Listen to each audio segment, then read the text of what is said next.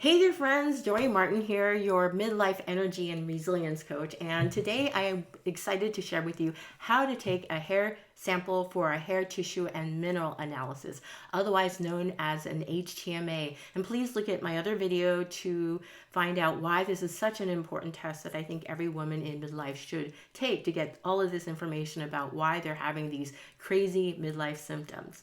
So I'm overdue for a sample, so I thought, why not? I'll go ahead and see if I can show you how I take a sample. And also I wanted to share some of the top mistakes that people make while they're taking their hair sample, because this is a lab test, and this is when you get to put on your scientist hat and take a sample. And of course, with samples, you want to make sure that it is not contaminated. So there are a few things that you can do to prevent the contamination of your sample and get the best results possible.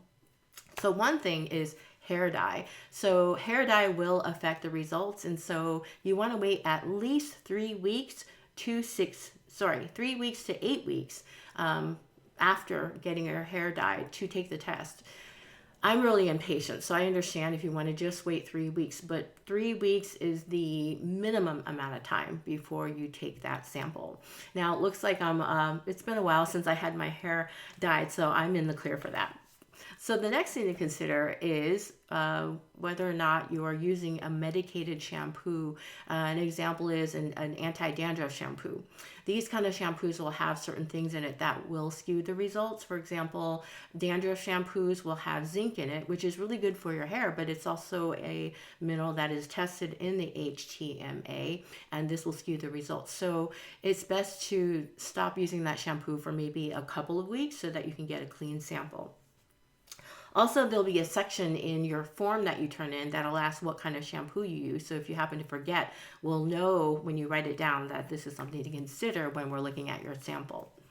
Another thing to consider is that you want to take your hair sample maybe within 6 hours and at most 24 hours after you wash your hair, because of course during the course of a day your hair can be contaminated by your environment or all kinds of things that you go through during the course of the day. And also, of course, no hair product or any chemicals in your hair until after you get your sample. So between 6 hours and 24 hours is a good time after you wash your hair to get your sample. And along the lines of that, try and make sure that you're not sweating or you didn't sweat when you've taken your sample, because that perspiration will also affect your hair test results.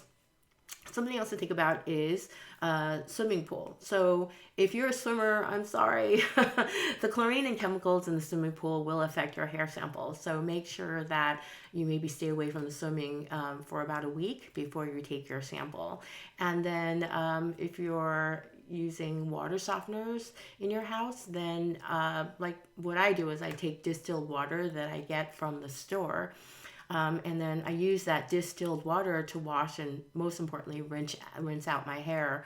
And maybe 3 washes will help you get a really good result. So to recap, make sure that you wait about 3 weeks minimum, between 3 and 8 weeks after you dye your hair to get your sample. And one of the things that my clients like to do is when they get their hair colored again, there'll be some growth, and you actually get your stylist to cut your hair for you.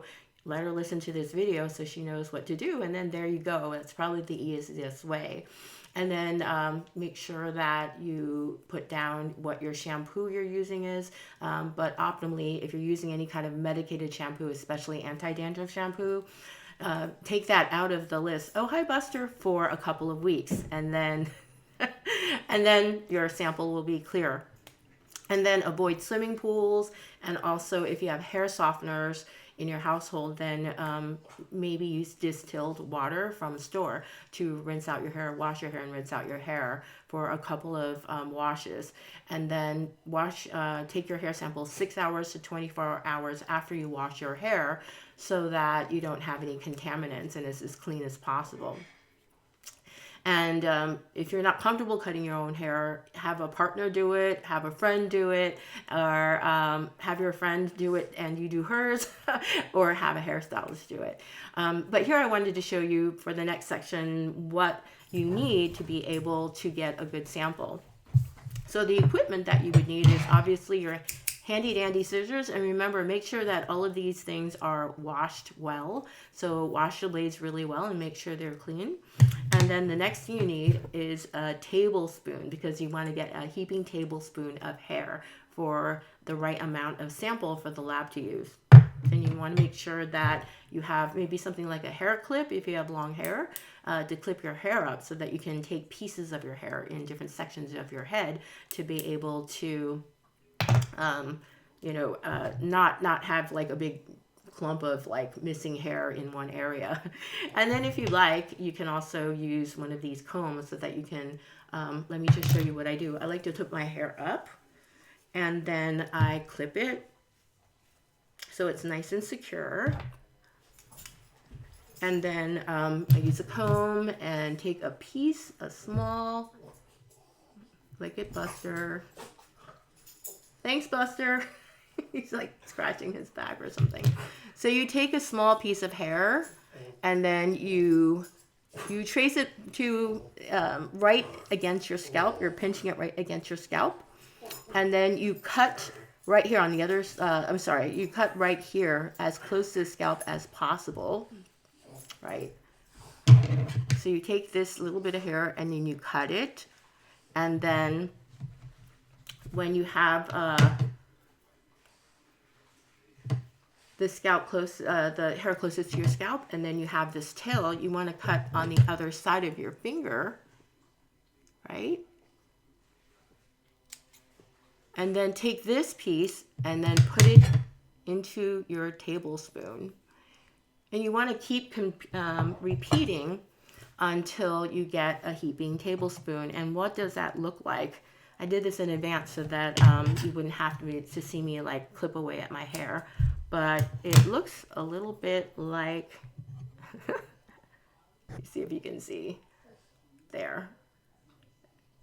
You want to make sure that it covers the entire bottom of your spoon, and that's all there is to it. And so you get your sample, and the next step is to get an envelope, a clean envelope, and put your sample in the envelope. Be sure not to put it in anything like plastic or aluminum foil. Those will contaminate your results, your sample. So make sure it's a clean envelope. And what you want to do is you want to put your full name and then the practitioner number on the envelope, so that the practitioner number will let the lab know what practitioner ordered the sample, right, Buster? And then your name, of course, so that they know it's your sample. And then you'll get a requisition form that your practitioner, I will send you. You'll get this digitally, and then a lot of these sections will be they will already be filled out. So there's not a lot to, bless you, there's not a lot to fill out, bless you, but you want to make sure that you get a scalp sample. Now, if you're a unique case and you have to get a scalp, bless you, sample from another source, then just note it and we will adjust to that information. But of course, the preference is to use scalp hair because hair grows at different rates, bless you, and you want to make sure that you indicate whether it's scalp, if it's pubic, axillary, or from somewhere else. Bless you, dog. And then you want to put down the shampoo that you use. And also there's a section where it's going to ask you to check off what your major symptoms are, 5 of your most major symptoms. And then you take your requisition form, you take your sample, put it in an envelope, and then send it off to the lab, and then we do the rest. So that's all there is to it. If you have any questions, please let me know. There's so much great information now that you're going to be getting about your metabolism, what's going on with your energy levels, how about your stress response, and so many great things that will really help you understand what some of the steps you can do to improve your energy and get rid of those whack-a-mole symptoms that you've been chasing. You're going to understand why these things are happening and what to do about it. So I can't wait to work with you and see your results. Thanks for spending time with me, and till next time, have a great day. And oh yes, if you want to learn more about hair tissue and mineral analysis, or if you want to learn more about nervous system regulation and just rocking your midlife and ditching that burnout, please subscribe to my channel because there will be more good stuff to come. Have a great day.